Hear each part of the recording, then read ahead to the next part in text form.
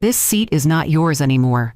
My daughter-in-law tapped the back of the chair where I had sat next to my son every Christmas for 20 years.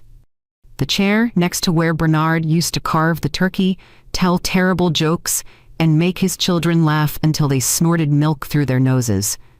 "This is for my new father-in-law now," Kara added, loud enough for everyone at the table to hear. "Move." The room went silent, except for the clink of silverware hitting plates. I am Monica Mosley. I am 74 years old, and until 6 months ago, I thought I knew exactly how my life would unfold. I would grow old watching my grandson play Little League, listening to my granddaughter practice piano, and sitting in that chair every Christmas. Then a delivery truck ran a red light in the rain, and everything I thought I knew shattered in 3 seconds. But I am getting ahead of myself. Let me take you back to that moment, to that dinner table. Because what happened next changed everything. I stood there holding a pecan pie that was still warm through the aluminum foil, staring at the woman who married my son 11 years ago. The woman I helped when she and Bernard could barely afford furniture. The woman I gave my retirement savings to so they could open a business together. "Excuse me?" I said. Kara's voice was sugar sweet with steel underneath. "You heard me, Monica. This is family seating. Ray sits here now. You can take one of the chairs at the other end." She had not called me mom in months, not since the funeral. "Before I go any further, I want to ask you something. Where are you right now?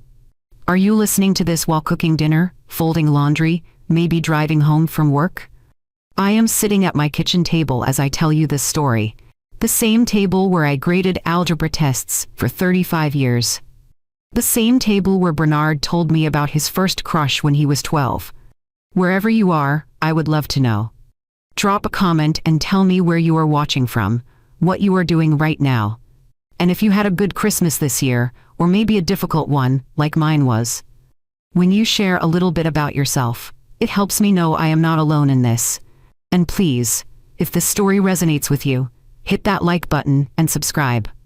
You might need to hear how this ends. Now, back to that dining room. Across the table, the man in the navy blazer cleared his throat. Ray. I had never met him before that night. "We do not have to do this," he said quietly. "No, Dad." Kara cut him off without even looking at him. "You are sitting here. It's symbolic." Symbolic. She actually said it out loud. My fingers tightened on the back of the chair. I could still see Bernard's hand on that same chair back from last year, laughing as he told the kids to stop sneaking olives off the relish tray before dinner started. That was before the accident in June, before the hospital, before the funeral where Kara cried in front of everyone but watched who came, who hugged who stood close to me when she thought no one was looking. I held her stare. She smiled like this was a joke I should be in on. Behind me, someone snickered. Her younger cousin, the one who showed up to Bernard's funeral in ripped jeans and a crop top, leaned over and whispered loud enough for me to hear. Ouch. I thought about arguing. I thought about making a scene, about reminding her whose name was on the deed to this house, whose money had bought the table, the chairs, half the dishes we were eating off of. Instead, I let go of the chair and straightened my shoulders. "Of course," I said. "It is just a seat." I walked away slowly, my heels tapping across the hardwood floor. Bernard and I had helped install when they first bought this place. I felt every single eye on my back as I passed the Christmas tree, the mantle, the framed photo of my son, holding a trout he caught with Tyler last spring. Behind me, my chair squeaked as someone else pulled it back. "Ray, sit here," Kara said, her voice carrying across the room.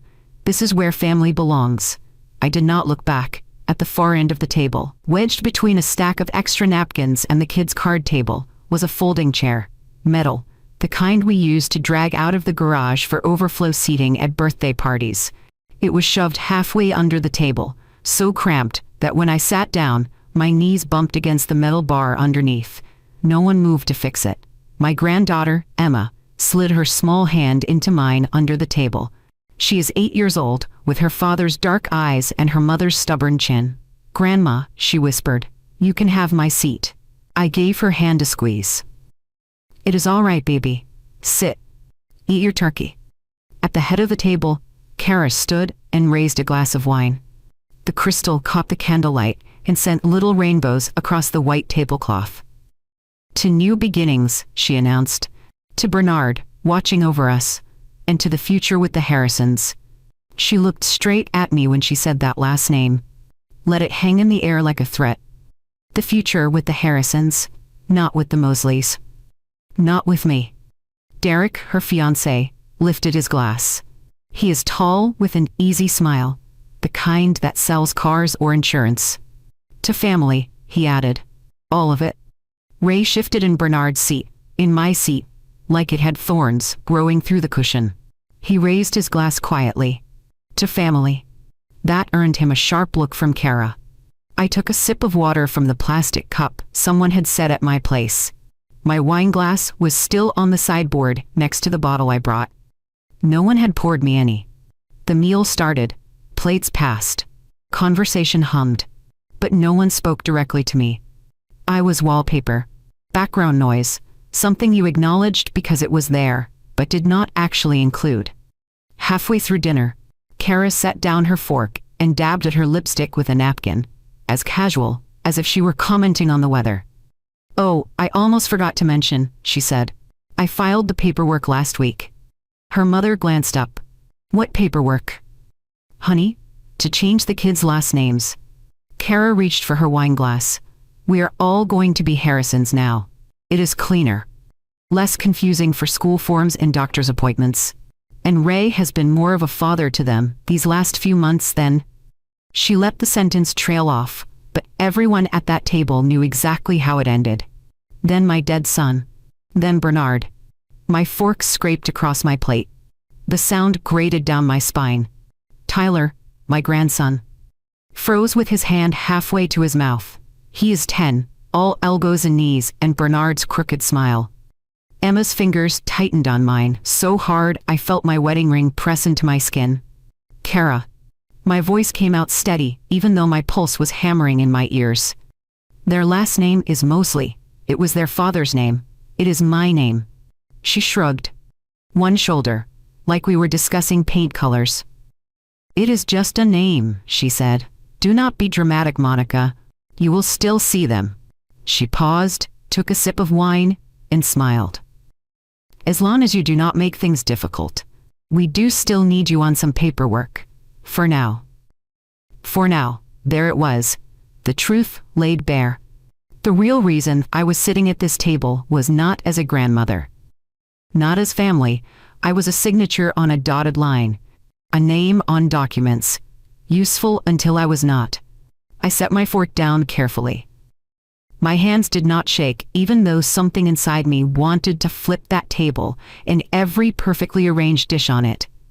"Of course," I said. The rest of the meal blurred past. I ate because Emma was watching, and I did not want her to see me fall apart. I nodded when Ray tried to make awkward small talk about the weather. I smiled when Kara's mother mentioned holiday sales at the shopping mall. But inside my head, I was doing what I had done for 35 years as a high school math teacher. I was calculating numbers, assets, legal documents, names on deeds and bank accounts and insurance policies. The house, the business, the memorial fund Janice helped me set up. The credit line, the commercial lease. Everything Kara thought she controlled. Everything she was so confident she owned. Everything that was actually still in my name. Dessert came out. 3 pies, just like Kara had promised. Pumpkin, apple, some fancy chocolate thing with a French name I could not pronounce. My pecan pie. Bernard's favorite that I had been making for this table for 20 years, sat untouched on the kitchen counter. No one even mentioned it. I stood up while they were still cutting slices. "I should go," I said. Kara barely glanced up. "Already? We have not even done the memorial toast for Bernard yet." "I am tired. It has been a long day." Emma's face crumpled. I leaned down and kissed the top of her head, breathing in the smell of her strawberry shampoo. "I will see you very soon, baby," I whispered. "I promise." Ray walked me to the door. His hands were shoved deep in his pockets, and he would not quite meet my eyes. "I am sorry," he said quietly. "About the seat. About all of it. I did not know." "It is fine," I told him. And it was fine, because a seat is just a chair.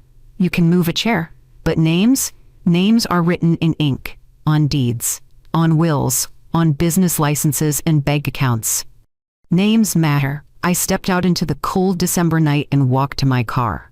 Wind cut through my coat, but I barely felt it. I sat behind the wheel and stared at the house through the windshield. Warm light glowed from every window. Shadows moved inside. Laughter drifted out like smoke. They thought they had won. They thought the old woman would drive home, cry into her pillow, and show up next week ready to sign whatever papers Kara shoved across a table. But I did not turn toward home. I started the engine and drove downtown, toward the credit union where my friend Janice worked late on Thursdays, toward filing cabinets and notarized documents and the legal foundations Kara had forgotten even existed. They had taken my seat at the table. That night, I moved something else. By morning, my phone would show 27 missed calls.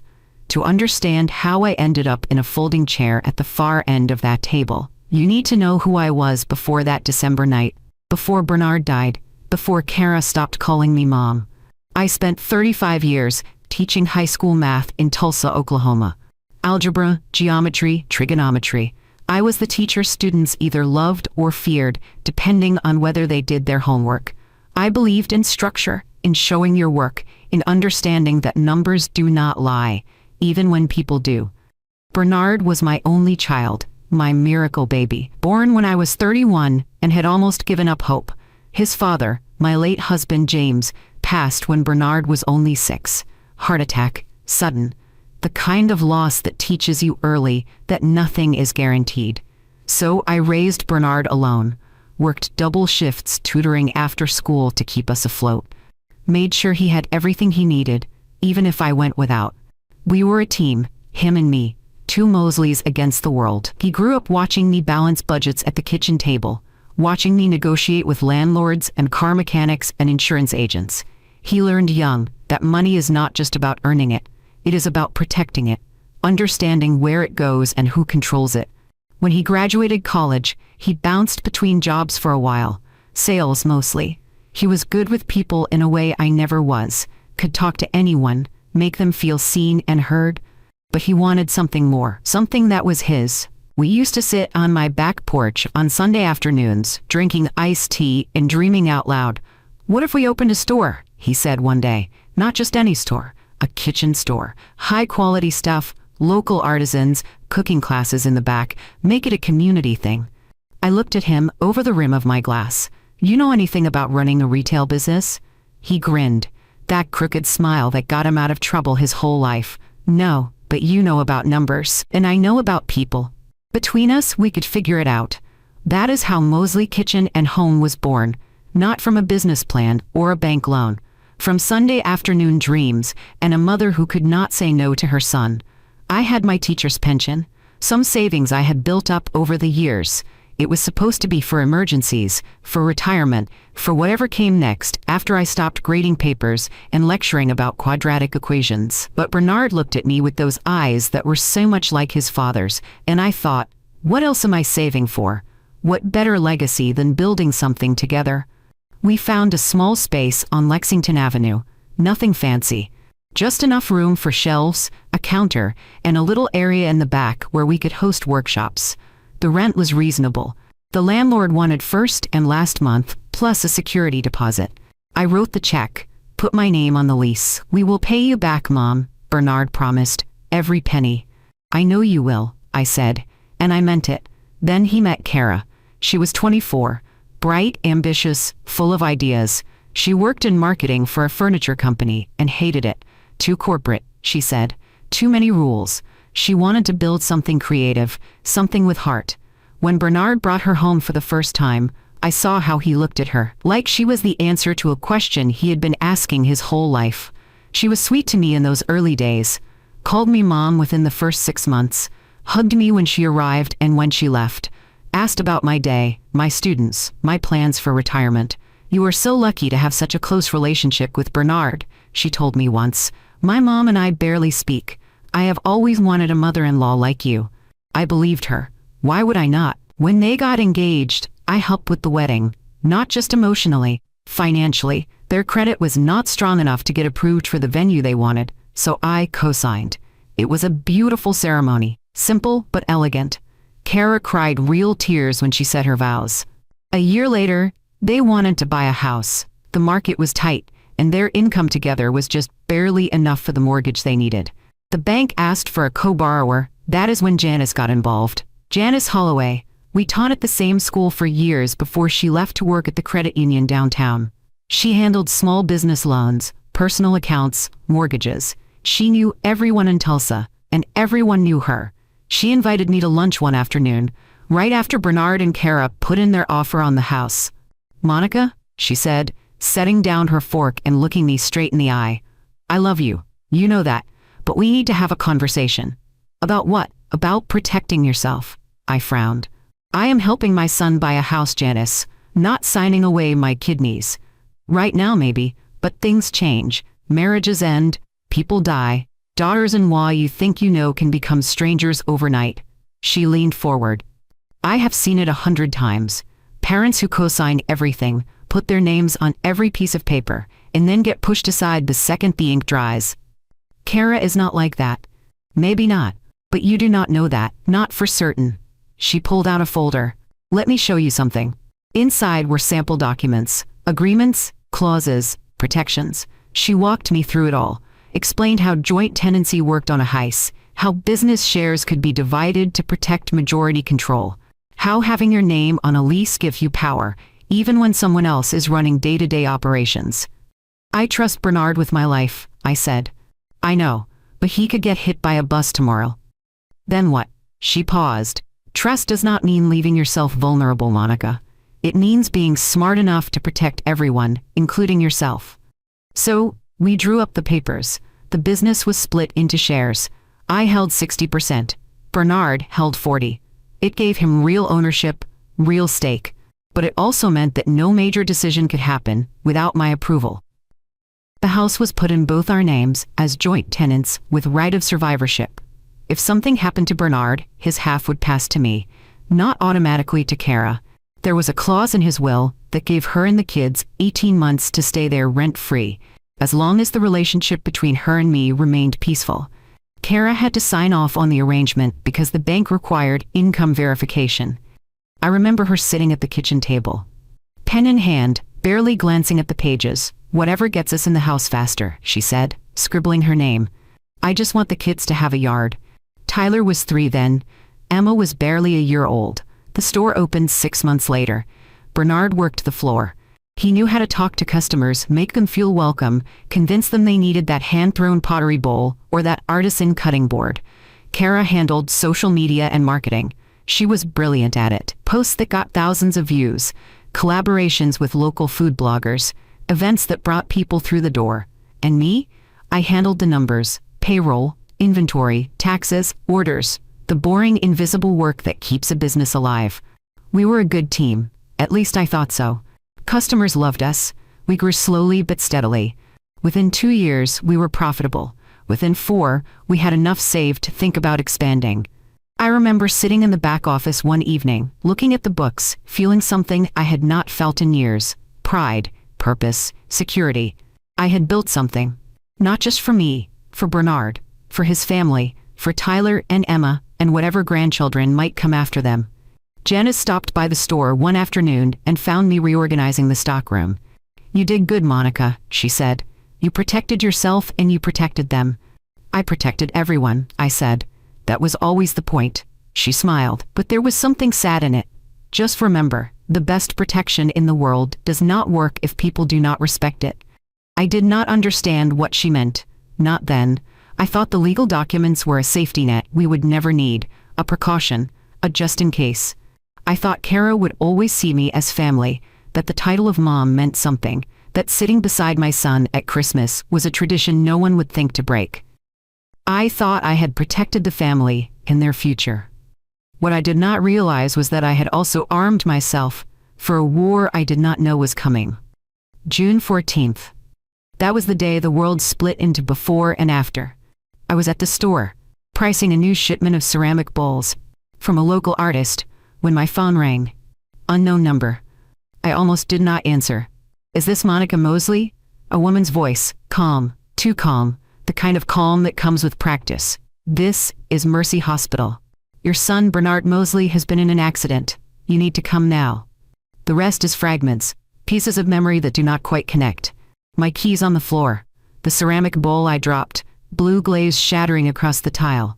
The drive to the hospital, though I do not remember getting in my car or choosing which route to take. The smell hit me first when I walked through those automatic doors. Antiseptic, bleach, something metallic underneath. The fluorescent lights made everything too bright, too sharp.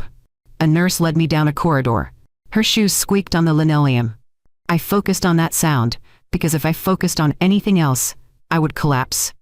The doctor will be with you in just a moment, she said, guiding me into a small room with plastic chairs and a box of tissues on a table.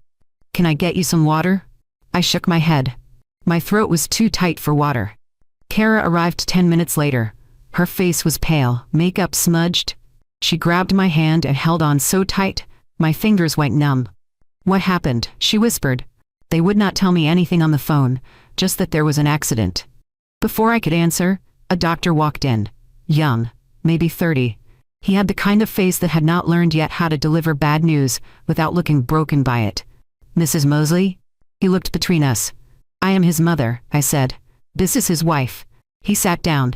That was when I knew people do not sit down to deliver good news. There was a collision at the intersection of 41st and Peoria, he said.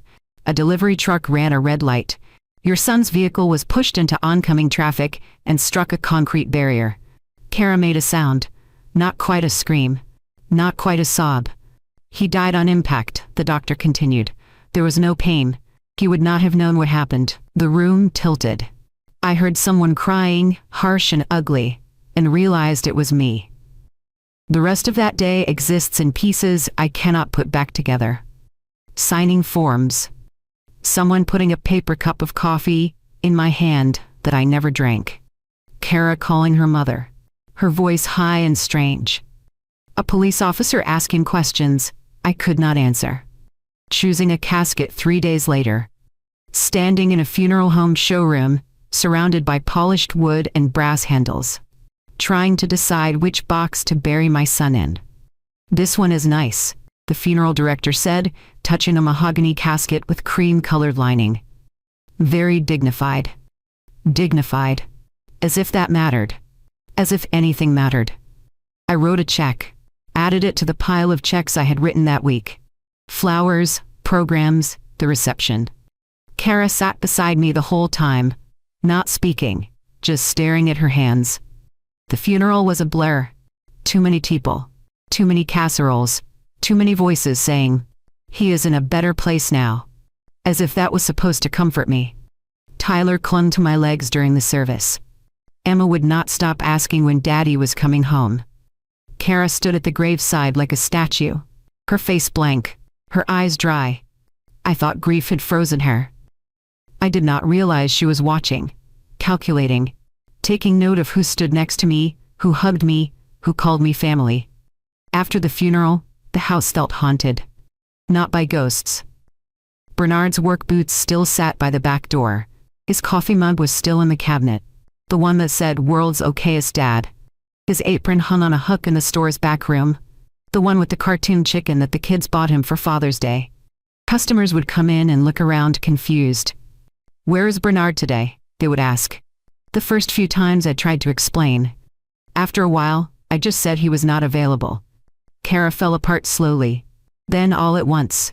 The first week, she was numb, moving through the motions, feeding the kids, answering the phone, nodding when people spoke to her. The second week, she started calling me at midnight. "I cannot sleep," she would say. "The bed feels wrong. Everything feels wrong." I would drive over in my bathrobe and slippers, let myself in with the spare key Bernard gave me years ago. I would make tea, sit with her in the dark kitchen while she cried or stared at nothing. "You are not alone," I told her over and over. "We will get through this together. We are still family." She leaned on me those first months. Completely.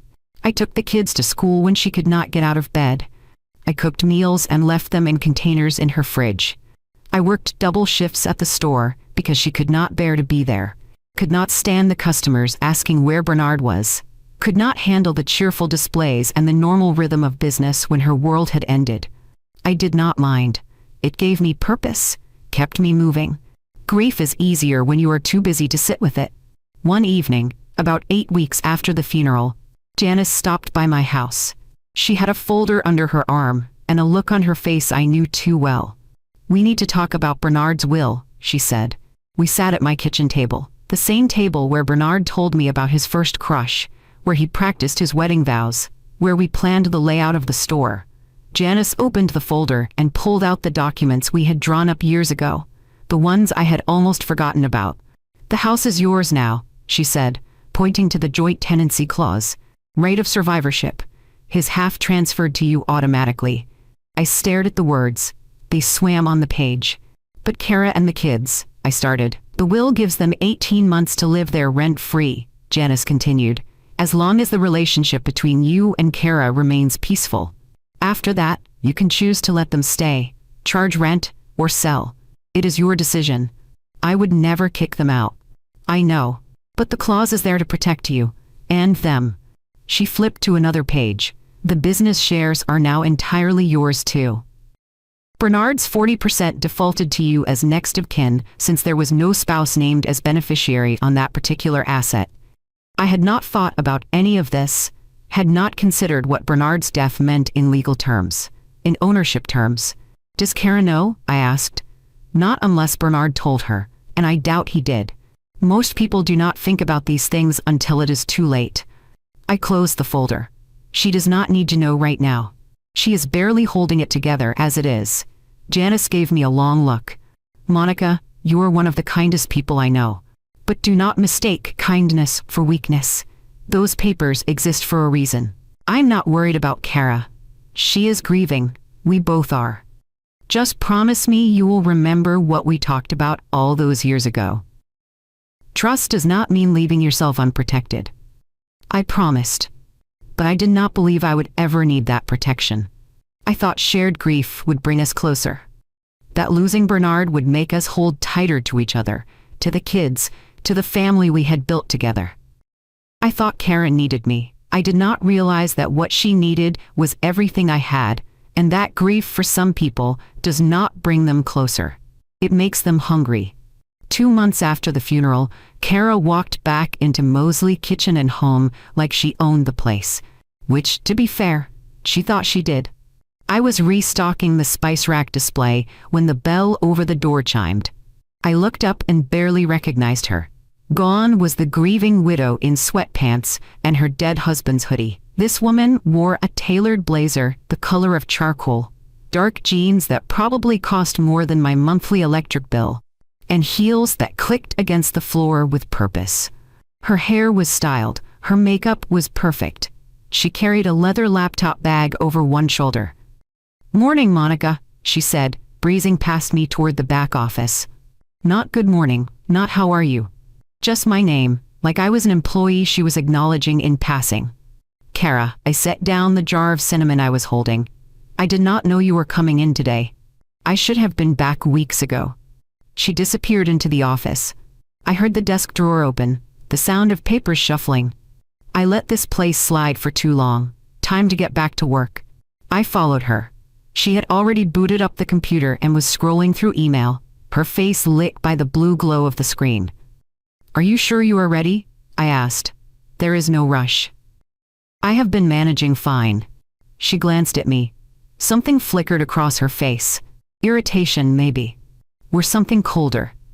"I appreciate everything you have done," she said in a tone that did not sound appreciative at all. "But this is my job, my business. I need to get back to it." Her business. I let it slide. Grief does strange things to people. Makes them grab for control when everything else feels out of reach. Over the next few weeks, the changes were small at first. Subtle. A customer came in looking for the hand-thrown pottery we carried from a local artist. "Is Monica here?" the woman asked. "She always helps me pick out gifts." "I can help you with that," Kara said, stepping in smoothly. "I actually handle all our inventory and vendor relationships now." The woman looked confused. "Oh, I thought this was Monica's store." It is a family business, Kara corrected, her smile sharp. But I manage the day-to-day operations. Another time, a supplier called about a shipment delay. I answered the phone, started to handle it the way I always had. Kara appeared beside me and held out her hand for the phone. I will take this, she said. I have it. Monica. Her voice was firm. I will take this. I handed her the phone. She scheduled a meeting with the supplier for the following Tuesday. Did not mention it to me until the morning of, and only because I saw it written on the calendar. You have a meeting today? I asked. Yes. New contract terms. I will handle it. Should I sit in? I usually review the numbers before we agree to anything. She smiled without showing her teeth. You have done enough. Travel, rest, spend time with the grandkids. You have earned a break. A break. Like I was a burden she needed to relieve herself of.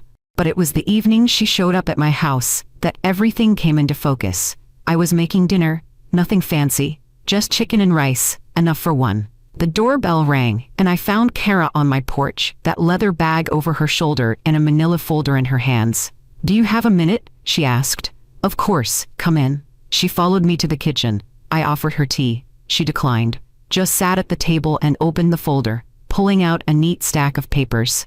I want to talk about simplifying things, she said.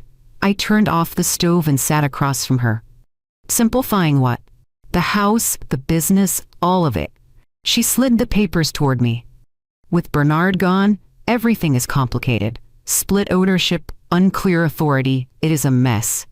I looked at the documents, transfer agreements, deeds, business share assignments. Every single one of them transferred ownership from me to Kara, solely to Kara. The house, the store, everything. My hands went cold. What is this? I asked. A solution. She folded her hands on the table, calm and businesslike. Right now, everything is tangled up legally. The house is in your name and Bernard's. The business has you as majority shareholder. It makes decisions slow, complicated. If something happened to you, the kids and I would be stuck in probate hell. Nothing is going to happen to me. You are 74, Monica. The way she said it, flat, matter of fact, like my age was a problem that needed solving. This way, she continued, everything is clean. The house is mine, the business is mine. I can make decisions quickly, expand, grow, move forward without needing approval for every little thing. I stared at her. And where does that leave me? She blinked. What do you mean? I mean, if I sign all of this over to you, what happens to me? Do I still work at the store? Do I still see the kids? What is my place in any of this? For the first time, she looked uncomfortable, like she had not actually thought that far ahead.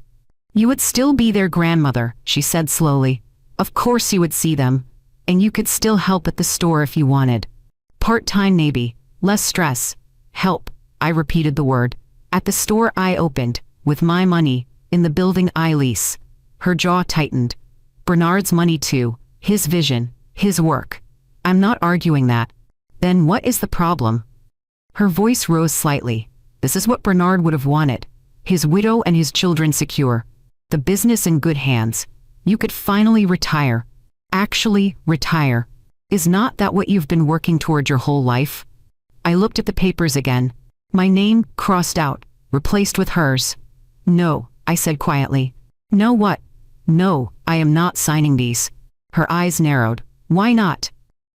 Because Bernard set things up the way he did, for a reason. Because these assets are not just about you and the kids. They're about protecting everyone, including me. She leaned back in her chair. Protecting yourself from what? From me? From assumptions? From being pushed aside, from having no say in my own life. That is not what this is. Then what is it? She stood abruptly.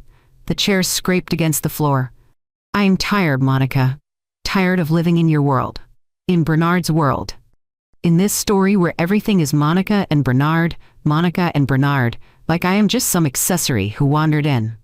That is not fair. Is not it? Her voice cracked. Every time someone walks into that store, they ask for you. Every decision I make, I have to run by you first. The house, the business, even my own kids, everything has your name stamped on it. I just wanted something that was mine, just mine. You had Bernard. The words came out before I could stop them. Her face went white, then red. How dare you, she whispered. Kara, I did not mean it like that. Yes, you did. She grabbed the folder, shoved the papers back inside. You think you gave us everything. You think we owe you. But maybe what you really did was make sure we could never stand on our own. Maybe you made yourself so necessary that we could never build anything without you looming over it. She walked to the door, turned back. I am not signing anything either, she said. And neither are you, so I guess we are stuck. The door slammed behind her. I sat at my kitchen table, staring at the spot where the papers had been, feeling the foundation of everything I thought I knew start to crack beneath me. The late-night phone calls stopped that week. The texts asking for help. The invitations to come over for dinner. When I called to check on the kids, Kara's responses were short, transactional. They are fine. Izzy with school. I will tell them you called. I stopped by the store and found meetings happening without me. Decisions made. Inventory ordered. I did not think you would mind, Kara said when I asked. You said you wanted me to take more initiative. But this was not initiative. This was erasure. I went home that night and called Janice. She tried to get you to sign everything over. Janice's voice was sharp with disbelief. Everything. And you said no. I said no. There was a long pause. Good. But Monica, this is not over. She is going to push harder. People like that always do. I looked out my kitchen window at the dark street beyond. I know. Do you? Janice asked. Because the Kara you thought you knew, she is gone. And whoever is left is not going to stop until she gets what she wants. I hung up and sat in the silence of my house. The house I had lived in for 40 years. The house where I raised Bernard. The house that legally no one could take from me. But legal protection only works if you are willing to use it. And I was not sure yet if I was. The weeks after that confrontation in my kitchen turned into months, and Kara did not push harder. She did something worse. She pulled away, inch by inch. So gradually I almost did not notice until I was standing on the outside, looking in at my own family. Tyler had a science fair in September. I found out about it 3 days after it happened, when Emma mentioned it during one of my brief supervised visits. Did you see Tyler's volcano? She asked, bouncing on the couch beside me. Volcano? At the science fair, he won second place. My chest tightened. When was this? Thursday. Mommy said you were busy. I was not busy. I was sitting at home that Thursday evening, waiting for a phone call that never came. I mentioned it to Kara the next time I saw her at the store. Oh, she did not look up from her computer screen. I forgot to text you. It was last minute. The school changed the date. You could have called. Monica, I had a million things going on. I'm sorry, it slipped my mind. But it kept slipping, over and over. Emma's parent-teacher conference, Tyler's soccer game, the fall concert at school where Emma sang a solo. I found out about all of them after the fact. Through the kids, through casual mentions that felt like knives. When I did get to see Tyler and Emma, it was scheduled, tightly, like I was a service provider with a time slot. You can pick them up Saturday at 10, Kara would text. I need them back by 3, we have plans. 3 hours, that was what I got. And if I was 5 minutes late returning them, my phone would buzz with messages. Where are you? I said 3. The kids need to be home, now. I stopped being grandma, who could show up any time with cookies and hugs. I became grandma, by appointment only. At the store, things were worse. Decisions I used to make, or at least be consulted on, were suddenly finalized before I even knew they were being considered. One morning, I came in to find the entire front window display changed.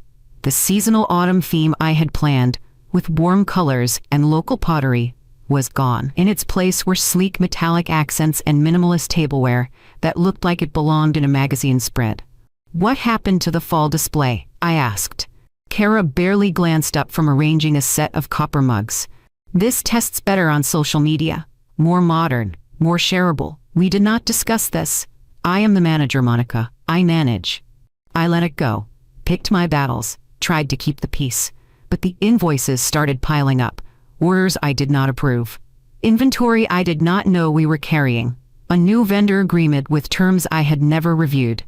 Kara, we need to talk about these expenses, I said one afternoon, standing in the office doorway with a stack of bills in my hand. She sighed, the kind of sigh that said I was being difficult. What about them? This tableware line. We ordered $5,000 worth without discussing it. It is a good investment, trust me. I would like to see the projections, the sales data that supports this. Monica. She turned in her chair to face me, and her expression was patient in a way that felt condescending. I handle the marketing and sales. You handle the books. That's how we divided things, remember? Divided, yes. But I still need to approve major purchases. Why? Do you not trust me? It was a trap. Say yes, and I was the villain. Say no, and I gave up my right to question anything. It is not about trust. It is about being smart with our resources. Our resources. She stood up. See, that's the problem. You keep saying our, but you mean yours. Your store, your money, your decisions. I'm just the hired help, right? That's not what I said. But it's what you mean. She grabbed her bag. I have a meeting with a potential sponsor. We will talk about this later. She did not bring it up later. And neither did I. The worst part was not the decisions, or the schedule, or the missed events. It was the social media. I did not spend much time online. Never saw the point. But one of my former students, a young woman named Rachel, who still kept in touch, sent me a message one evening. Mrs. Mosley, I saw your daughter-in-law's post about the store. So exciting that she's expanding. You must be so proud. I did not know what she was talking about. I created an account that night, found Kara's profile, scrolled through.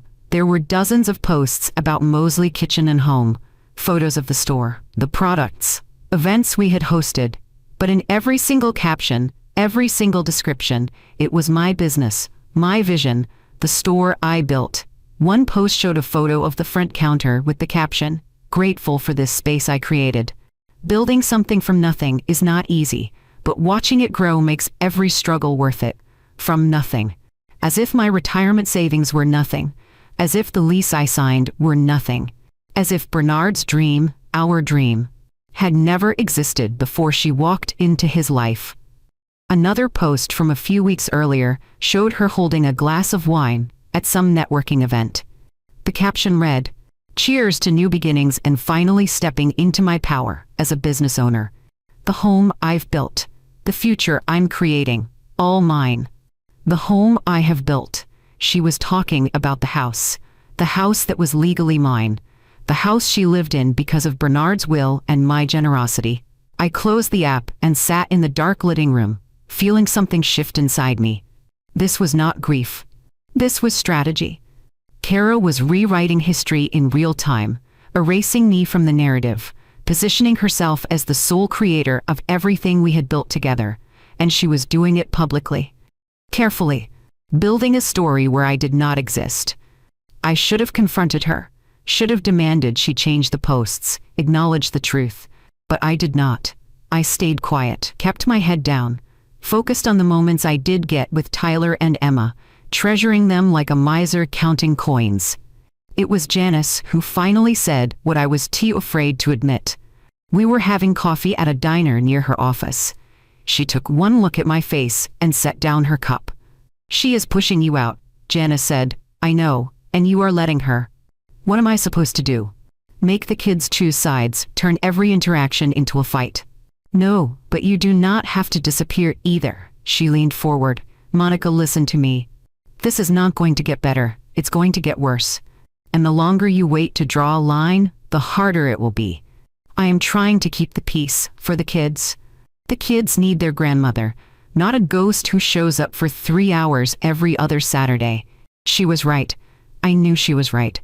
But knowing something and doing something are two different things. In October, I heard the name Derek for the first time. Emma mentioned him in passing during one of our short visits. Mommy's friend Derek took us to the zoo. He bought us ice cream. "That is nice," I said, keeping my voice light. "Who is Derek?" "Mommy's boyfriend," she said it casually, the way kids do when something is already normal to them. A month later, Tyler let slip that there was going to be a wedding. Maybe in the spring. Mommy has not decided yet. A wedding. Kara was getting remarried. I found out from my 10-year-old grandson, not from Kara herself. I did not say anything, did not ask, did not push. I just waited. The Christmas invitation came the first week of December, a text message. Short, impersonal. We're hosting Christmas dinner this year. Derek's family will be joining us. The kids would like you to come. Let me know. Not we would like you to come. The kids would like you to come. I stared at that message for a long time. I could say no.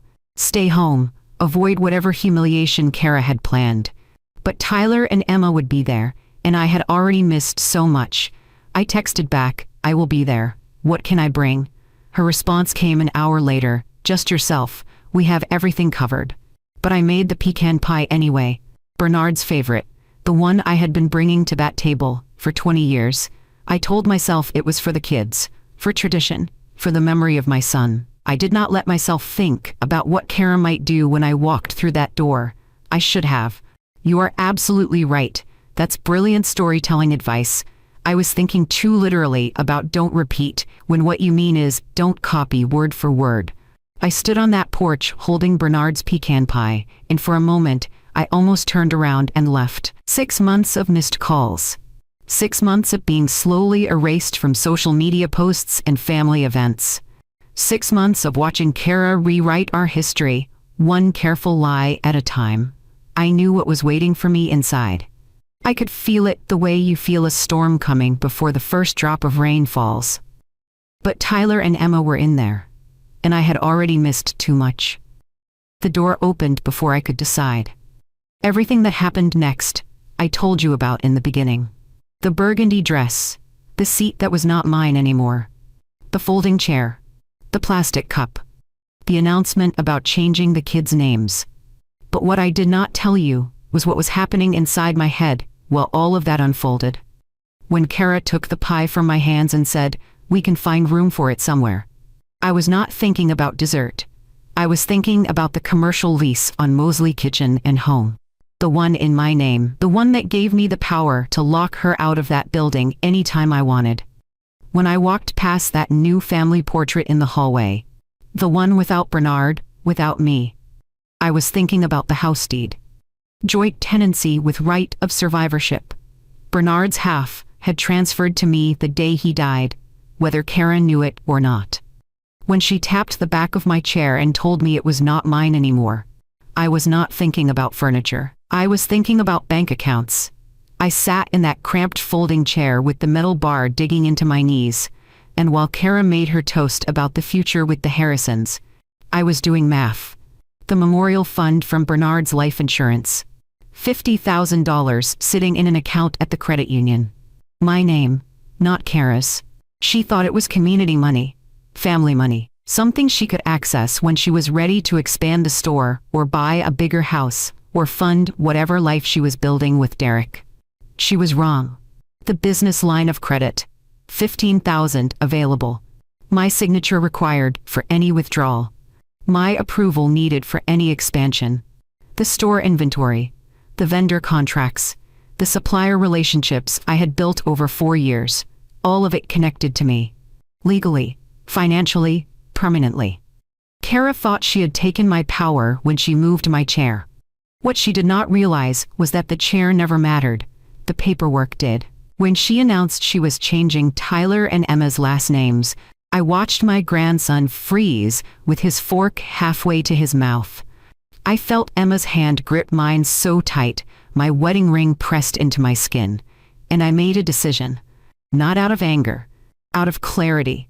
I had spent 6 months trying to keep the peace, trying to be reasonable, trying to believe that if I just stayed quiet and patient and kind, Kara would remember who I was, what I had done for her, what Bernard would have wanted. But sitting there in that folding chair, ignored and dismissed and erased, I finally understood something Janice had been trying to tell me for months. Kindness without boundaries is not kindness, it is surrender. And I was done surrendering. I ate because Emma was watching. I smiled when Ray tried to make awkward small talk. I nodded when Kara's mother went on about wedding venues, but inside I was making a list. Every asset, every account, every single piece of paper with my name on it that Kara assumed was hers to control.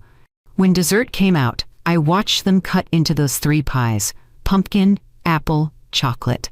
I watched them serve slices on the good china, the china I had bought them as a wedding gift. Through the kitchen doorway, I could see my pecan pie sitting alone on the counter. Bernard's favorite. The recipe his grandmother taught me, the one I had made every single Christmas since he was 6 years old. No one mentioned it. No one brought it out. They had erased him from his own Christmas table. That was the moment I knew I was not overreacting. I was not being dramatic or petty or unreasonable. I was being disrespected, systematically, deliberately, and I had the power to stop it. I stood up while they were still eating, told Kara I was tired, kissed Emma's head, and whispered promises I intended to keep. Ray walked me to the door. He apologized. He meant it. I could see it in his face, in the way he could not quite meet my eyes. "It is fine," I told him, and I meant it. Because Ray was not the problem. The chair was not the problem. Kara's belief that she could take everything I had built and call it hers, that was the problem. I stepped out into the December cold and sat in my car. I did not cry. I did not fall apart. I pulled out my phone and called Janice. She answered on the second ring. "Monica, are you all right? I need to meet you tonight, at the credit union. Can you let me in?" There was a pause. "What happened?" She took my seat at the table. And I'm taking back everything in my name." Another pause. Longer this time. Then Janice said, "I will be there in 20 minutes, side door." I started the engine and drove downtown. Not fast. Not reckless. Calm and steady. The way I had driven to school every morning for 35 years. The streets were quiet. Most people were home with their families, finishing dessert, opening presents, making memories. I was about to make a different kind of memory, the kind that comes with notarized documents and account transfers and legal boundaries that cannot be crossed without consequences. Kara thought she had won by moving my chair. She had no idea what I was about to move. The credit union parking lot was empty, except for Janice's car. I pulled in beside her and turned off the engine. My phone buzzed. A text from Kara. "Thanks for coming tonight. The kids enjoyed seeing you." I stared at that message. The casual dismissal of it. The assumption that I would accept my new place in her world without question. I deleted it without responding. Janice appeared at the side door, backlit by the fluorescent lights inside. She waved me over. I got out of the car and walked toward her, my heels clicking on the pavement. "You are sure about this?" she asked when I reached the door. "I have never been more sure of anything in my life." She nodded. "Good. Because once we do this, there is no going back." I did not want to go back. She held the door open. I walked inside. The credit union was quiet. Too quiet. The kind of silence that makes every footstep echo, every breath sound loud. Janice led me through the empty lobby, past the teller stations with their dark computer screens, toward the back offices where she handled accounts and loans, and the financial lives of half of Tulsa. "Coffee?" she asked, flipping on the lights in her office. "No. I just want to get this done." She nodded and gestured to the chair across from her desk. I sat. She pulled out a thick folder from a locked drawer. The same folder we had looked at years ago when we first set up the protections. When I thought I was being paranoid. When I thought I would never need any of this. "Walk me through it," she said, opening the folder. "What exactly do you want to do?" I took a breath. "The memorial fund. The $50,000 from Bernard's life insurance. I want it moved." "Moved where?" "Into a scholarship. The Mosley Kitchen Legacy Scholarship. For students going into culinary programs or hospitality management. Something that honors Bernard. Something that actually helps people." Janice made a note. "That is beautiful, Monica. And it locks Kara out completely. Once it is in a charitable trust, she cannot touch it. That is the point. What about the business line of credit? I want the limit adjusted. Bring it down to what we actually need for normal operations. No room for big expansions or influencer remodels or whatever she is planning with Derek's money. That will make her furious." "Good." Janice looked at me over the top of her reading glasses. "Monica, I need to ask you something." "What? Are you doing this out of anger? Because if you are, I need you to think very carefully. Decisions made in anger tend to blow up in ways we do not expect." I thought about that. Really thought about it. Was I angry? Yes. Absolutely. The humiliation of that folding chair, the casual cruelty of moving me aside, the arrogance of announcing she was erasing Bernard's name from his own children. But that was not why I was sitting in this office.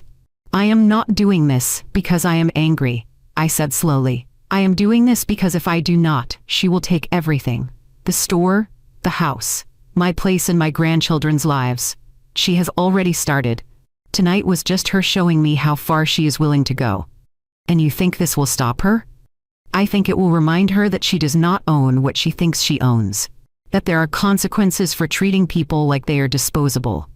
Janice nodded. All right then, let's do this properly. She pulled out forms, account transfer documents, affidavits, legal declarations. We started with the memorial fund. Janice walked me through the process of establishing the scholarship trust. We named it specifically, the Mosley Kitchen Legacy Scholarship.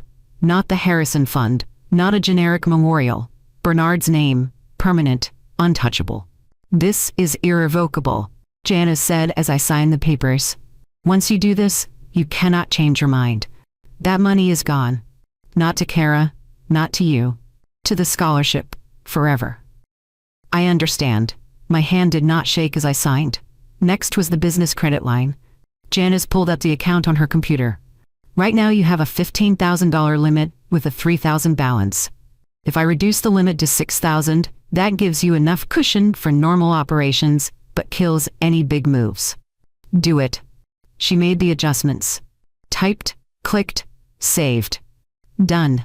The new limit goes into effect immediately. If she tries to make a large purchase, it will decline. What about the store lease? Your name is on that contract. The landlord cannot change it without your written consent. As long as you pay the rent, you control that space.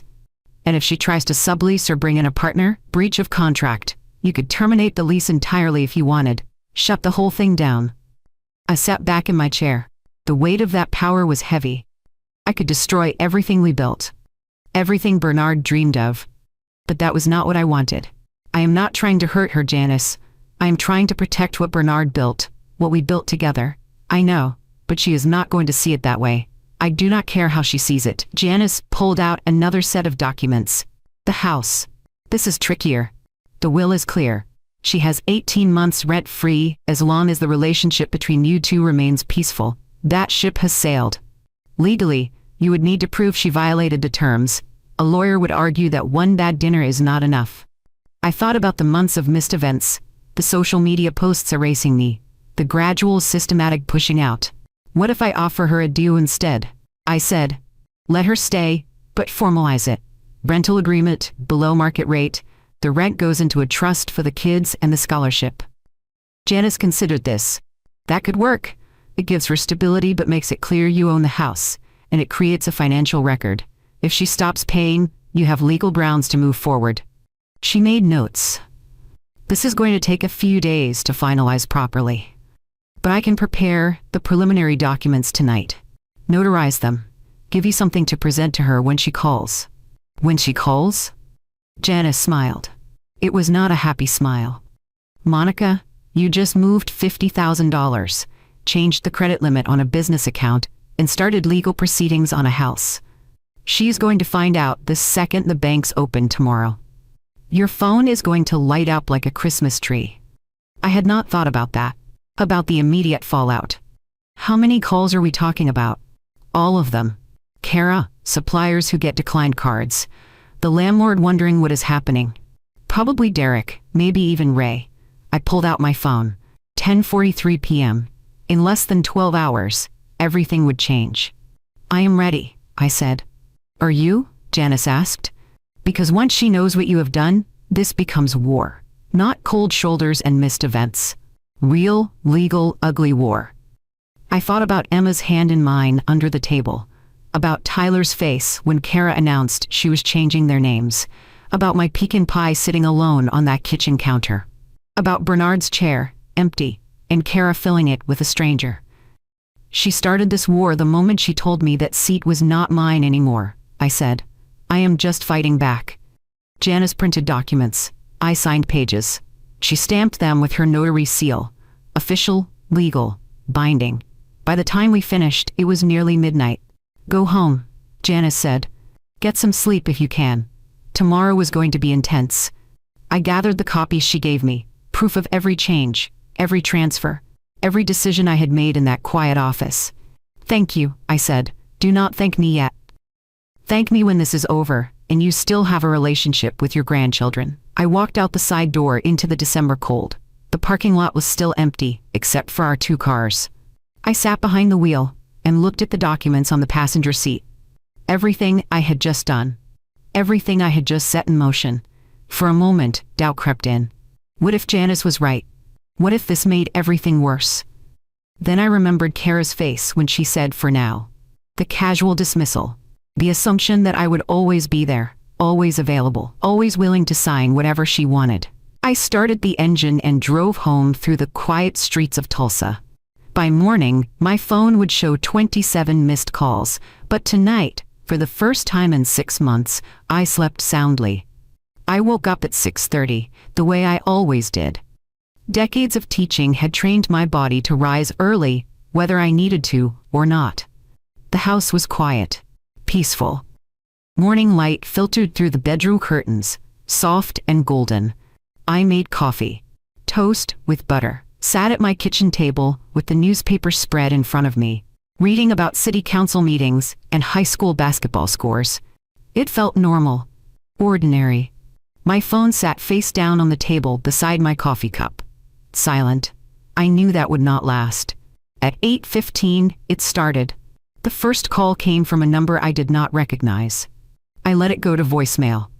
2 minutes later, another call. Also unfamiliar. Voicemail again. Then a text from the landlord of the building where Mosley Kitchen and Home was located. "Monica, got a strange call this morning from someone claiming to be the new primary contact for your lease. Can you call me when you get a chance? Want to make sure everything is in order." I sipped my coffee and did not respond. Not yet. The calls started coming faster after that. A supplier we used for artisan pottery. Voicemail. The company that handled our payment processing. Voicemail. Another unknown number. Voicemail. By 9 a.m., my phone was buzzing every few minutes. I turned it over and watched the screen light up with each new call, each new message. Like a firework display I had set off and was now watching from a safe distance. Kara's name flashed across the screen. Once. Twice. 3 times in a row. I did not answer. A text came through. "Pick up the phone." Then another. "I know what you did." Another. "Call me now." I set the phone down and finished my coffee. At 9:30, Tyler's name appeared on the screen. "That one," I answered. "Grandma?" His voice was small, scared. "Hi baby, are you okay?" "Mom is really mad." I could hear shouting in the background. Kara's voice, high and sharp, saying something about stolen money and trustees and legal action. "I know, sweetheart, but you do not need to worry about that. That is between me and your mom.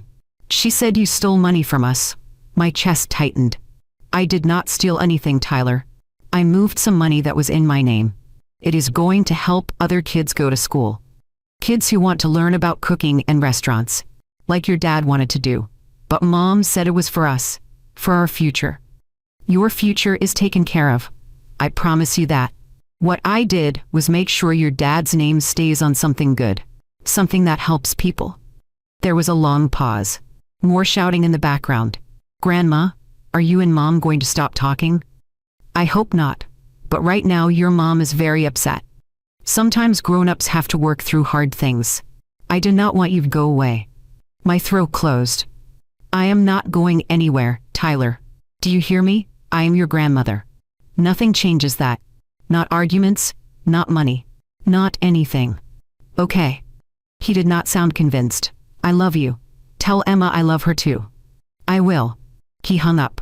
I sat there, holding the phone, staring at the kitchen wall, feeling the weight of what I had done settle over me like a heavy blanket. This was not just about Kara anymore. The kids were caught in the middle, scared, confused. Exactly what I had been trying to avoid. My phone rang again. "Kara." For the 7th time, I answered. "You unbelievable." She did not even wait for me to say hello. "You stole $50,000 from my children." "I did not steal anything. That money was in my name. I redirected it." "To what? Some fake charity? Some tax shelter you set up to punish me? To a scholarship in Bernard's name. It will send kids to culinary school. Kids like the ones Bernard used to mentor at the community center. It is exactly what he would have wanted. You had no right. I had every right. My name was on the policy. I paid the premiums when Bernard forgot. The money was mine to allocate. That was our expansion fund. Her voice cracked. Derek and I were going to open a second location. We had plans, investors interested. You just destroyed everything. So that was it. The life insurance money was not for the kids. It was for her empire building, for impressing Derek, for the future she was trying to construct without me in it. Good, I said. Good? You are proud of sabotaging your own family? I am proud of protecting Bernard's legacy, which you seem very eager to erase. I am not erasing anything. I am trying to build something. By changing his children's names, by moving me out of my seat, by pretending I never existed. Silence on the other end. Then, quieter. That is what this is about? A chair? A seat is just a chair, Kara, but names matter. And everything that is in my name, I just took it back. You are blackmailing me. I am setting boundaries. There's a difference. I heard movement on her end, footsteps, a door closing. When she spoke again, her voice was different, harder. You just made a huge mistake. Did I? Because from where I am sitting, the only mistake I made was trusting you to honor my son's memory and my place in this family. You want to play legal games? Fine. I will get a lawyer. I will fight you for that house, for the business, for everything. You can try, but you signed the prenup. You acknowledged the will, and you agreed to the terms Bernard set up. 18 months rent-free as long as our relationship stayed peaceful. You broke that last night. You are twisting everything. I am stating facts. I kept my voice level, calm. The house is mine. The business is mine. The scholarship is established. If you want to keep living there, we draw up a rental agreement. Below market, affordable. The rent goes into a trust for Tyler and Emma's college fund. And if I say no, then I sell. You find an apartment. The kids lose stability. Your choice. I heard her breathing on the other end, fast, angry.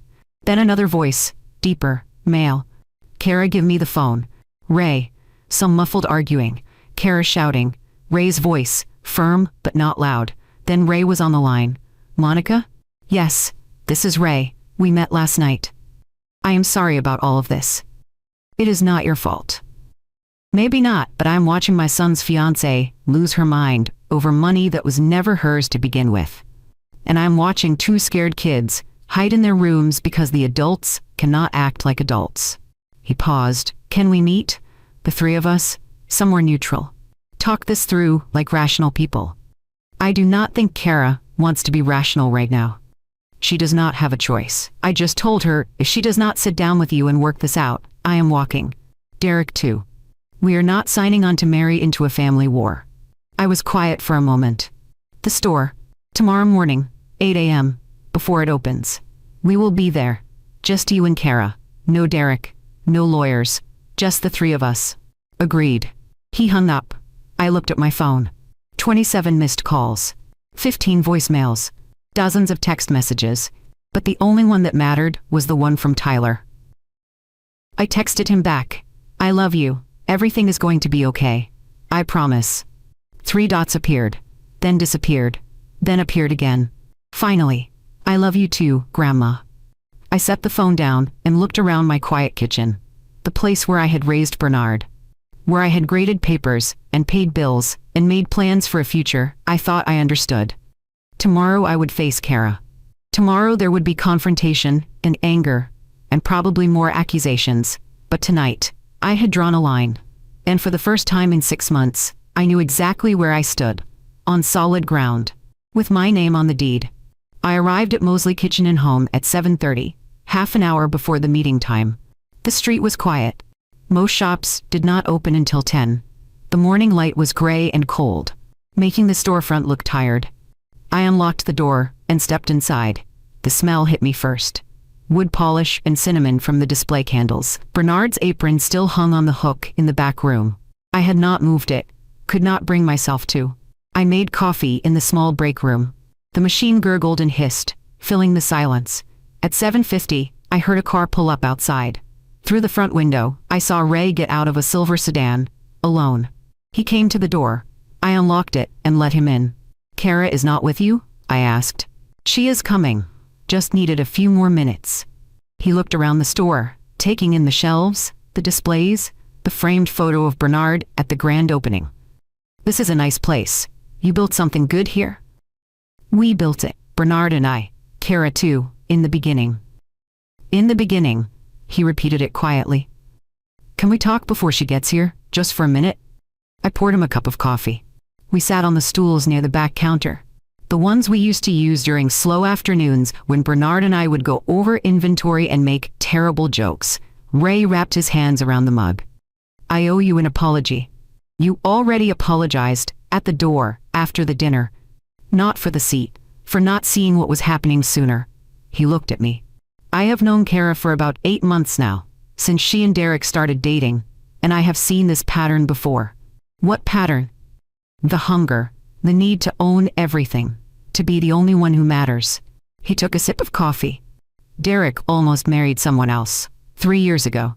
Sweet girl. Teacher actually, like you. They were engaged, planning the wedding. Then Derek's mother got sick, cancer, needed help with medical decisions, finances, all of it. I listened. The fiancé tried to help, offered to coordinate care, set up a schedule, be supportive. And Derek's ex-wife, well, she made it very clear that this woman had no place in family decisions, no right to be involved. Started pushing her out of everything. Made her feel like an outsider. What happened? The engagement fell apart. Derek's ex-wife got what she wanted, control.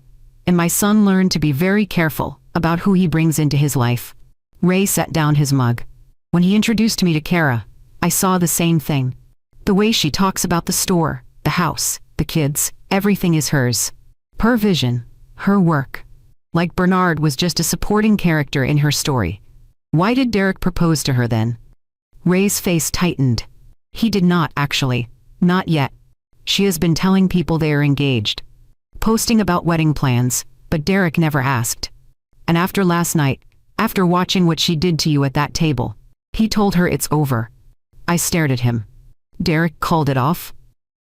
"This morning. Before the phone calls started, he said he could not marry someone who treats family like that, who humiliates a grieving mother at Christmas dinner." Ray looked down. "Kara does not know I'm telling you this. She thinks he is just upset that he will come around, but he will not." I raised him better than that. The door chimed. We both turned. Kara stood in the doorway. Her face was pale, her eyes red-rimmed. She wore jeans and an oversized sweater, her hair pulled back in a messy ponytail. No makeup, no armor. She looked at Ray, then at me, then back to Ray. "You were telling her about Derek." It was not a question. Ray did not flinch. "She deserves to know why you are really here. I am here because she stole $50,000 from my children." "It was not your money to begin with," Ray said quietly, "and you know it." Kara's hands clenched into fists. "Whose side are you on? The side that does not involve treating people like garbage." She turned on me. "You turned him against me. You turned everyone against me." "I did not have to turn anyone, Kara. They saw what you did all on their own." "What I did?" Her voice rose. "What about what you did? You have controlled everything from the start. This store, the house, the money, you made it impossible for me to build anything that did not have your name stamped all over it. I gave you opportunities. I gave you partnership." "Partnership," she laughed. It was a bitter sound. "Partnership means equal. It means having a say. Every decision I made, you questioned. Every idea I had, you shut down. Every single time a customer came in, they asked for Monica. Monica knows best. Monica has the relationships. Monica, Monica, Monica. That is not fair. Isn't that it?" She moved closer. "Do you know what it is like to work beside someone and be invisible, to put in hours and effort and creativity, and have everyone credit someone else? You and Bernard, you were this perfect team, the dream duo, and I was just the add-on, the daughter-in-law, the marketing girl. You were family. I was useful." She spat the word. "Useful for social media, useful for co-signing loans, useful for giving Bernard children. But the second I tried to have something that was mine, just mine, you made sure I could not. Ray stood up. Kara, that is not what happened. Stay out of this. No. His voice was firm. You want to talk about being overshadowed? About living in someone else's story? Look at what you are doing. You are erasing Bernard, changing his kids' names, moving his mother out of her seat, pretending the money and the house and the business just fell into your lap. I worked for all of it. So did Monica. So did Bernard. But you are the only one trying to claim sole ownership. Kara's eyes filled with tears. I just wanted something that was mine. Is that so wrong? To want to build something, to have something, without always being compared to them? Without always being second? For a moment, no one spoke. I saw her then. Really saw her. Not the woman who humiliated me at Christmas dinner. Not the calculating person who tried to steal my assets. I saw the young woman who moved into a tiny apartment with Bernard and 4 mismatched chairs from my basement. The one who worked 60-hour weeks, trying to prove herself. The one who always felt like she was competing with ghosts. You were never second, Kara, I said quietly. You were different. Bernard brought people. You brought vision. I brought structure. We all brought something. But you owned it. Her voice broke. You owned all of it. And I was just the worker. You could have built your own thing. Started your own business. With what money? What credit? Everything I had was tied up in what we built together. And the one time I tried to make it officially mine, you said no. Because you wanted to erase me. Not partner with me. Erase me. She sank onto a stool, her shoulders shaking. I did not know how else to get out from under it. How else to finally stand on my own. Ray put a hand on her shoulder. By respecting the people who helped you, not by pushing them out. Kara looked up at me. Her face was blotchy, her eyes desperate. What do you want from me? She whispered. I took a breath. I want you to understand that taking my chair did not take my power. And that if you want to keep the house, keep working at this store, keep my grandchildren in my life, we are going to do it on terms that protect everyone, not just you. What terms? That is what we are here to figure out.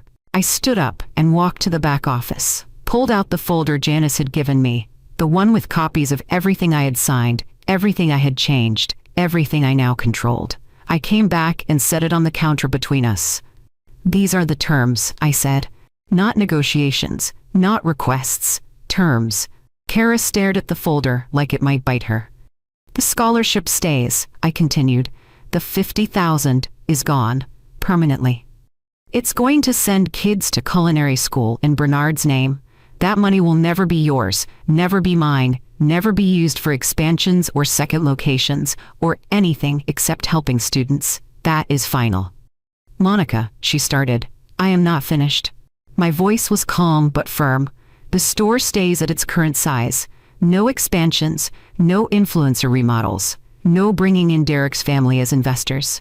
The credit line is reduced to what we need for normal operations. You will continue as manager with a salary and profit share.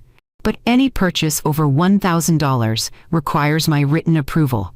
That is how it will work for the next 6 months. 6 months? Her voice was small.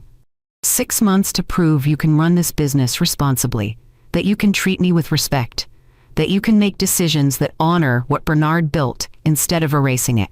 After that, we revisit. And if I do not agree, then I close the store, donate my shares to a nonprofit that helps women start kitchen businesses, walk away entirely. Her face went white. You would not. Try me. Ray shifted on his stool but said nothing. I opened the folder and pulled out another document. The house. Bernard's will gives you and the kids 18 months rent-free as long as our relationship remains peaceful. Last night broke that condition. So you are kicking us out. Her voice was bitter. Throwing your grandchildren into the street over a chair. I am not kicking anyone out. I am formalizing what should have been formalized from the start. A rental agreement, below market rate, something you can afford if you live within your means. The rent goes into a trust. Half for Tyler and Emma's college fund, half for the scholarship. She stared at me. You want me to pay you rent, in the house my husband bought. In the house I co-signed for. In the house that is legally half mine because of joint tenancy with right of survivorship. Bernard's half transferred to me when he died. That is the law, Kara. Not something I made up to punish you. This is blackmail. This is boundaries. I met her eyes. You wanted something that was yours. Fine. Earn it. Pay rent like every other 35-year-old in this city. Treat the house like a home, not the stage set for your new life. Show me you can be responsible. And if I miss a payment? 2 missed payments without a very good reason, I sell. You find an apartment on your own. Her hands were shaking. You are taking everything. I am protecting everything. There is a difference. I pulled out the last document. You sign this rental agreement. You agree to the store terms. You stop posting on social media like you built all of this alone. And in return, you get stability, a home, a job. A relationship with me that is not based on fear or power games. Ray cleared his throat. I will co-sign the rental agreement. Kara turned to him. What? Not as your savior. As accountability. I have watched you dodge responsibility your whole relationship with Derek. Blame other people when things go wrong. This is your chance to show you can keep your word. I will co-sign to make sure you do. You're supposed to be on my side. I am on the side of doing what is right.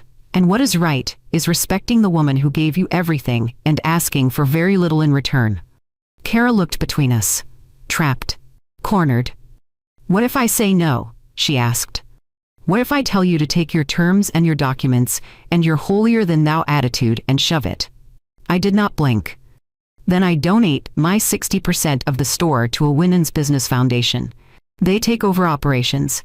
You become an employee of a nonprofit, not a manager. I sell the house, move to Florida maybe. Somewhere warm. Tyler and Emma lose their home. They lose their grandmother. They lose stability. And you explain to them why grandma's chair is empty and why their address changed. The weight of that hung in the air. You would really do that? Her voice cracked. You would really walk away from your grandchildren. I would not be walking away from them. I would be walking away from you and the situation you created. But yes, if that is what it takes to stop being treated like a signature on a dotted line, I will do it. She sank back onto the stool. All the fight seemed to drain out of her. You have me completely backed into a corner. You backed yourself into this corner the moment you tapped my chair and told me it was not mine anymore. Ray put his hand on her shoulder. Kara, you can fight this and lose everything. Or you can accept it and maybe, eventually, rebuild some trust. She was quiet for a long time. I could see her mind working, calculating, looking for an exit that did not exist. Finally, she looked up at me. Her eyes were red, her face exhausted. I will sign, she said hoarsely, on one condition. Ray groaned. Kara, you are not in a position to make conditions. No, let her speak, I said. What condition? She took a shaky breath. Tyler has a choir concert Friday night. Holiday concert at the school. He is doing a reading about family traditions. About Christmas. Okay. I want you there.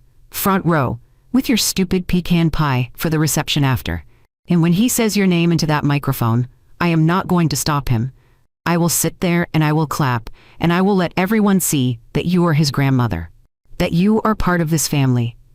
I felt my chest tighten. Why? Because if I am signing papers that say I respect you, I need to actually show it, publicly. Not just on some legal document no one sees. That is not a condition, Kara. That is a privilege. Being invited to my grandson's concert is not something you hold over my head. It is something I have always had the right to attend. Then fine. Her voice was barely a whisper. It is not a condition. It is an apology. Me admitting I was wrong to push you out. Ray looked at her, surprised. I studied her face, trying to see if this was manipulation or genuine remorse. You will introduce me to the other parents, I asked. You will not pretend I am just some distant relative. I will introduce you as Grandma Mosley, Bernard's mother, the woman who helped us build our life. In the social media posts, she swallowed hard. I will post a correction, give credit where it is due, acknowledge that the store was a family effort. I picked up the rental agreement. Then we have a deal. You sign this. You show up to that concert and treat me like family in front of everyone. And maybe, just maybe, we find a way forward. She took the pen I offered. Her hand shook as she signed her name. Ray signed as co-signer. I signed as landlord. It was done. We stood there in the quiet store, the three of us, surrounded by the shelves Bernard and I had stocked together, the displays Kara had designed, the dreams we had all poured into this space. Friday night, Kara said quietly. 6:30, the concert starts at 7. I will be there. She nodded, picked up her bag, walked to the door. Before she left, she turned back. Monica? Yes? I really did love him. Bernard. I know you might not believe that after everything, but I did. I know you did. That is the only reason we're still having this conversation. She left. Ray lingered for a moment. You are tougher than you look. I am a high school math teacher. I have dealt with worse than this. He smiled. I believe it. He headed for the door, then paused. For what it's worth, I think Bernard would be proud of you, for not letting his memory get erased. He left before I could respond. I stood alone in the store. The morning light was brighter now, streaming through the front windows, illuminating the dust motes floating in the air. I had won, set boundaries, protected what was mine, but it did not feel like victory. It felt like the beginning of something, not an ending. Friday night would tell me which. Friday evening arrived cold and clear. I spent the afternoon baking Bernard's pecan pie, the same recipe I had used for 20 years. The house filled with the smell of brown sugar and vanilla, and for a moment, it felt like he was still here. I dressed carefully, not too formal, not too casual. A navy sweater and slacks, the pearl earrings James gave me on our 10th anniversary. I wanted to look like a grandmother who belonged, not someone fighting for a seat at the table. The pie sat in a white bakery box on my passenger seat as I drove to the elementary school. The parking lot was already half full. Parents hurried inside, carrying cameras and flowers, their breath fogging in the December air. I walked through the double doors into the gymnasium. The smell hit me immediately. That specific combination of floor wax, old basketballs, and the industrial heating system working overtime. Folding chairs were arranged in neat rows facing a makeshift stage. Garland was strung along the walls. A banner read, "Happy Holidays," in glitter letters that were already shedding onto the floor. The chaos was beautiful. Kids running between chairs. Parents trying to save seats. Teachers herding students toward the risers set up on stage. The kind of mess that only happens when a community comes together. I spotted Tyler immediately. He stood on the back riser in a white button-down shirt that was slightly too big, probably borrowed from Derek's closet. His hair was combed neatly. He kept adjusting his collar like it was choking him. Emma stood beside him in a green velvet dress, waving at every person who walked in. When she saw me, her whole face lit up. She started to wave frantically, then seemed to remember something and stopped, looking nervous. I smiled at her, mouthed, "You look beautiful." She beamed. I found a seat in the third row, close enough to see clearly, but not so close that I looked desperate. I set the pie box carefully on the chair beside me and waited. More parents filed in. I recognized a few from school events I had attended before Bernard died. Before Kara started cutting me out, one woman, Mrs. Patterson, caught my eye and smiled. "Monica Mosley? I have not seen you in ages. How are you?" "I am well. Here to see Tyler. He is such a sweet boy. Talks about you all the time in class." She leaned closer. "My daughter is in his grade. She mentioned something about him doing a reading tonight. Should be lovely. Before you go any further, I want to ask you something that has been on my mind. If you are enjoying this story, if it is speaking to you in some way, would you do me a favor? Leave a comment and let me know. Tell me if you have ever had to set boundaries with family. Tell me if you have ever felt pushed aside or taken for granted. Your stories matter to me, and knowing I am not alone in this makes all the difference. And if you have not already, please hit that subscribe button. Sometimes we all need to be reminded that standing up for ourselves is not selfish, it is necessary. Now, back to that gymnasium. The lights dimmed slightly. The principal walked to the microphone and welcomed everyone. Explained the program, thanked the music teacher. Then the concert began. The younger grades sang first, kindergartners stumbling through Jingle Bells, second graders doing a surprisingly good rendition of Frosty the Snowman. The audience clapped and laughed and took too many photos. I kept looking for Kara, wondering if she would show, wondering if this was all a setup. Another humiliation. Then I saw her. She walked in during the third grade performance, Ray beside her. No, Derek. She scanned the rows, and when she saw me in the third row, she paused. For a moment, I thought she might come sit beside me, claim the empty seat. But she did not. She and Ray moved to a row further back, 6 rows behind me. A clear visual statement. Monica in front, Kara in back. Respect, even if it was uncomfortable for her. The 4th and 5th graders took the stage. Tyler was front and center now, holding an index card. He looked terrified. The music teacher introduced the next portion. Our older students have prepared readings about family holiday traditions. Please welcome Tyler Mosley. Mosley, not Harrison, not yet. Tyler stepped up to the microphone. It squeaked with feedback. Someone adjusted it. He cleared his throat. His hands shook as he held up the index card. He looked out at the audience, found me, and his shoulders relaxed just a little. Then he began to read. Our family tradition, he said, his voice small at first, then growing stronger, is that my grandma brings pecan pie every Christmas. The same recipe her mom taught her, and she taught my dad, and maybe someday she will teach me. My throat tightened. My mom always burns the rolls, he continued. A few people laughed. I heard Kara make a sound behind me. That might have been a laugh or a groan, but we eat them anyway because they are part of the tradition. My dad used to do the turkey. He would put on this old apron with a cartoon chicken on it and pretend he was a famous chef. He made us laugh so hard that milk came out of our noses. The audience chuckled. Tyler's voice wavered. My dad is not here anymore. He died in June. But Grandpa Ray helps with the mashed potatoes now. He is not my real grandpa, but he is trying. And my grandma Monica, she is still there. She still brings the pie. She still tells the stories about when my dad was little. She still makes it feel like home, even when everything else feels different. I could not see him clearly anymore.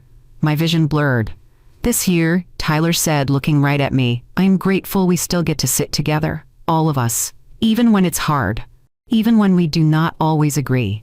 Family is not about who sits where or what name is on a paper. It's about showing up. And my grandma always shows up. He stepped back from the microphone. The audience applauded. I clapped until my hands hurt. Emma was next. She sang a solo. Her voice high and clear, and only slightly off-key. She smiled the whole time, completely unbothered by the 100 people watching her. When she finished, she took a little bow. The audience loved it. The concert continued. More songs, more readings, but I barely heard them. Tyler's words echoed in my head. She still makes it feel like home. When the program ended, parents flooded toward the stage.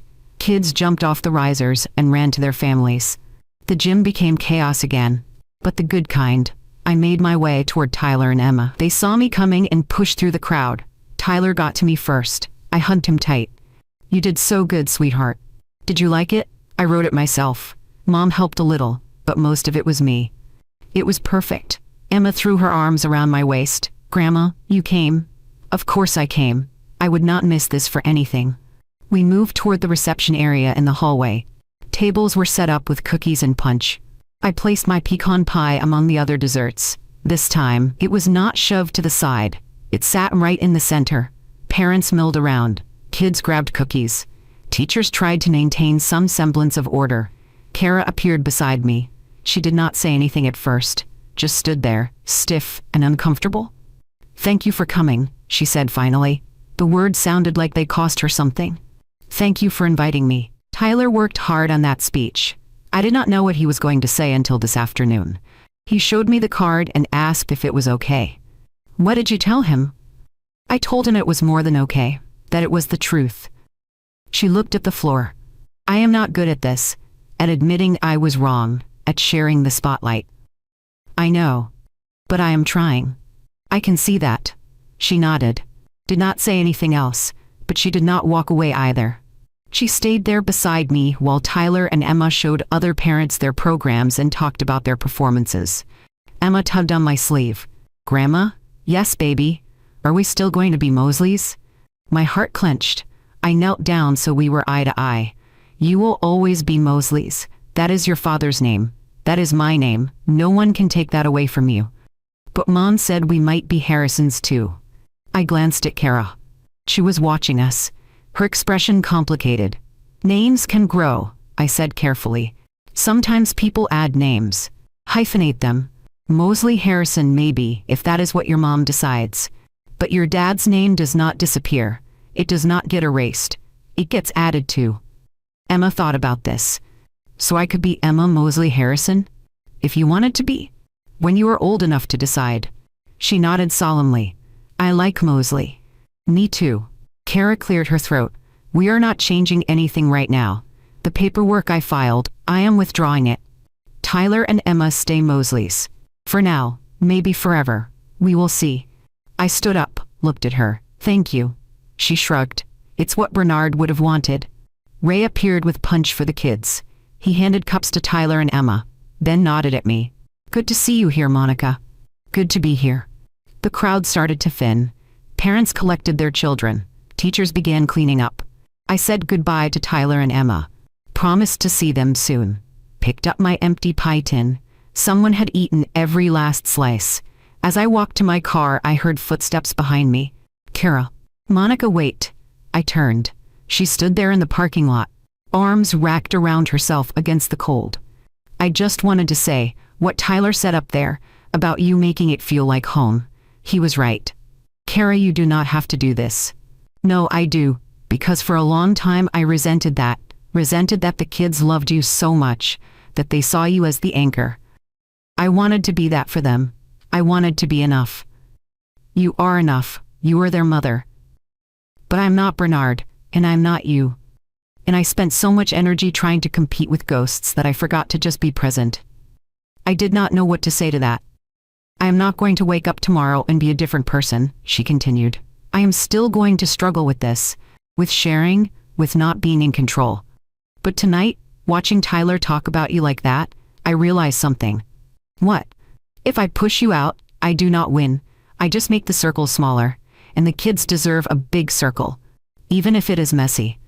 She turned and walked back toward the school, back toward Ray and the kids. I stood alone in the parking lot, holding my empty pie tin, feeling something shift inside me. This was not forgiveness. Not yet, but it was a beginning. Spring arrived slowly that year. The kind of gradual warming where you are not sure if winter is really over or just pretending. 3 months had passed since that meeting at the store. 3 months since Kara signed the rental agreement. 3 months since Tyler's choir concert. The changes were small at first, barely noticeable. Kara started including Lee in store decisions again. Not everything, but the big purchases, the vendor contracts.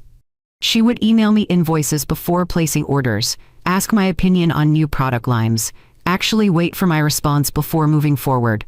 It was not warmth, it was not friendship, but it was respect, and that was enough for now. The scholarship had its first recipient in February, a 19-year-old girl from North Tulsa who wanted to study pastry arts. Her name was Maria, and she sent me a handwritten thank you note with a photo of herself in her new culinary school uniform. Your son must have been an amazing man, she wrote. Thank you for making sure his name helps people like me. I put that photo on my refrigerator, right next to the old picture of Bernard at the store's grand opening. The rent payments came on time, every month. Karen never missed one. The money went into the trust, split between the scholarship and college funds for Tyler and Emma. I sent her a receipt each time, kept everything documented, kept everything clean. We were not family, not yet, not the way we used to be. But we were not enemies either. I saw the kids more often, not every day, not like before Bernard died, but regular visits. Saturday mornings at my house, Sunday dinners sometimes, the kind of routine that felt sustainable instead of suffocating. Emma started helping me bake. She had Bernard's patience for following recipes, the same careful way of measuring ingredients. Tyler asked questions about his father, what he was like as a kid, what he dreamed about, what made him laugh. I told him stories, real ones, not perfect memories or sanitized versions. I told them about the time Bernard got suspended from school for putting a frog in the principal's desk. about how he failed his driver's test twice, about the terrible poetry he wrote for his high school girlfriend. They loved hearing that he was not perfect, that he was human. Kara listened sometimes when I told these stories, did not interrupt, did not try to redirect, just listened. In April, she posted something on social media that surprised me. It was a photo of the store, the front window display I had designed for spring, with local pottery and fresh flowers. The caption read, "Grateful for this business my mother-in-law and late husband built. Still learning from the foundation they laid, still honoring their vision while finding my own." My mother-in-law, not Monica, not even her name, just the acknowledgement that I existed, that I mattered. She tagged me in the post. I got dozens of notifications from people I barely knew, saying nice things, asking about Bernard, remembering the old days. It was not an apology, but it was an acknowledgement, and that mattered. Summer came, the store did well. Tourist season brought in steady revenue. Kara ran it efficiently, stayed within budget, made smart choices about inventory. She earned back some of the autonomy she had lost. I approved a few larger purchases without questioning them, let her handle a vendor negotiation on her own. Trust is rebuilt slowly, in tiny increments, in choices that prove themselves over time. Ray became a fixture in the kids' lives, not as a replacement for Bernard, more like an addition. He took Tyler fishing, helped Emma with her math homework, showed up to soccer games and piano recitals. Derek was gone. Kara did not talk about it, but I noticed she stopped wearing the ring she used to flash around, stopped mentioning wedding plans, just quietly moved forward as a single mother doing her best, which is all any of us can do really. By November, and the holidays approached again, I felt a familiar dread settle in my stomach. Would we do Christmas together? Would it be another disaster? Would Kara try to push me out again? The invitation came the week before Thanksgiving. A text from Kara. "The kids want to do Christmas dinner at the house again, smaller this year. Just us, Ray, my mom. Would you come?" I stared at that message for a long time, remembering last year. The folding chair, the plastic cup, the humiliation. But I also remembered Tyler's speech, Emma's hand in mine, the slow, painful progress we had made. I texted back, "I will be there. What can I bring?" Her response, "Pecan pie, obviously." Christmas evening arrived cold and quiet. I pulled up to the house at 6, pie in hand, feeling less nervous than I expected. The decorations were different this year, simpler, no professional wreath, just the one Emma made at school, with construction paper and glitter. Lights strung unevenly across the porch, the kind of decorations that come from children, not catalogs. Kara answered the door. She wore jeans and a sweater. No blazer, no armor. "Monica, come in." The house smelled like turkey and cinnamon. Real cinnamon, from candles I had given them years ago. The dining room table was set, but differently than last year. No place cards, no assigned seating. Just plates and silverware, and a centerpiece made from pine cones Tyler collected in the backyard. Bernard's chair, the one at the head of the table where he used to sit, was empty. Not removed, just empty. A small framed photo of him sat on the table in front of it. Him and the kids at the zoo. All three of them laughing. "We thought we would leave it for him," Emma said, appearing beside me. "Not like he's sitting there, but like we're saving him a spot." Does that sound weird? My throat tightened. "No, baby, that sounds perfect. You can sit here." She pulled out a chair near the center of the table, between where she and Tyler would sit. With us, not at the end, in a folding chair. With the kids, at the heart of things. Kara's mother arrived. Ray came in carrying mashed potatoes. The table filled, but not like last year. No strangers, no performances. Just the people who belonged. We sat. We ate. The conversation was easy. Comfortable. Tyler told terrible jokes he learned at school. Emma talked nonstop about her upcoming ballet recital. Ray shared a story about teaching Derek to fish when he was Tyler's age. Kara burned the rolls. We ate them anyway. My pecan pie sat on the sideboard with the other desserts. When it came time for dessert, Tyler cut the first slice. Grandma's pie goes first. That is the rule. No one argued. After dinner, while the kids played in the living room and Ray helped Kara with dishes, I stood looking at that empty chair. Bernard's chair. The photo of him smiling. "I did not burn everything down," I said quietly, to no one in particular. maybe to Bernard, maybe to myself. But I did not let myself disappear either.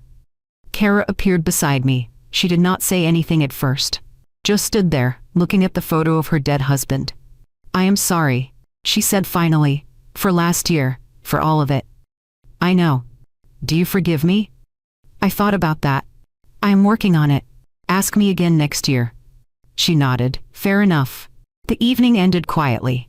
No drama, no confrontations, just a normal, slightly messy family dinner.